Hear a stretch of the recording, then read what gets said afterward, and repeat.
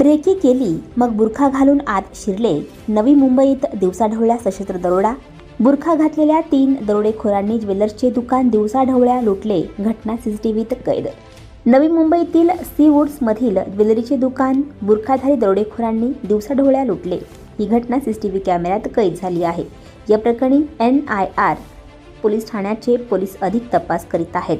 सकाळी 10:45 सुमारास सीवूड्स Nerul sector 42A येथील निळकंठ प्राईड सोसायटीमधील संगम गोल्ड नावाचे सराफाचे दुकान लुटल्याचा धक्कादायक प्रकार घडला आहे.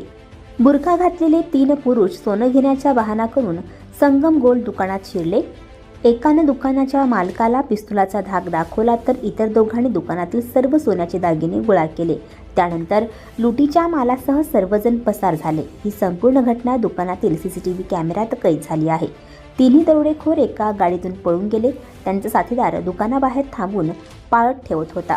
दिवसाढवळ्या सोनाराचं दुकान लुटणाऱ्या 4 अज्ञात आरोपींवर भारतीय न्याय संहिताच्या संबंधित कलमानुसार दरोडा तसेच मृत्यू किंवा गंभीर दुखापत करण्याच्या प्रयत्नासह दरोडा किंवा दरोडेखोरीच्या गुन्ह्यासाठी आणि भारतीय शस्त्र कायदा अंतर्गत गुन्हा दाखल करण्यात आला आहे. या दरोडेखोरांचा शोध घेण्यासाठी डिटेक्शन शाखेची 4 पोलीस पथके आणि गुन्हे शाखेच्या 4ही युनिट्सची प्रत्येकी 1 पथके तयार करण्यात आली आहे. दरोडेखोर पळून गेलेल्या गाडीचा माग काढण्यासाठी रस्त्यावरील सीसीटीव्ही फुटेज तपासले जात आहेत. सीसीटीव्ही फुटेजमधून गाडीचा नोंदणी क्रमांक मिळाला आहे अशी माहिती ACP झोन 2 मयूर भुजबळ यांनी दिली आहे. या चोरी प्रकरणी NRI पोस्टल पोलीस ठाण्यात गुन्हा दाखल करण्यात आला आहे. सोनाराच्या दुकानावर दरोडा टाकून दरोडेखोरांनी तब्बल 250 ग्रॅम सोन्याचे दागिने लुटले. त्यांची किंमत अंदाजे 25 लाख रुपये आहे. सोन्याच्या दुकानात असणाऱ्या सुनील शर्मा वय वर्ष 45 यांनी दिलेल्या माहितीनुसार बुरखा घातलेले 3 व्यक्ती त्यांच्या दुकानात शिरले तेव्हा त्यांना त्या महिला ग्राहक आहेत असेच वाटले, पण त्यांचा आवाज ऐकला असता ते पुरुष असल्याचे समोर आलं. ते तिघेही हिंदीमध्ये बोलत होते. त्यांचे चेहरे बुरख्याने झाकलेले असल्याने त्यांची ओळख पटू शकली नाही.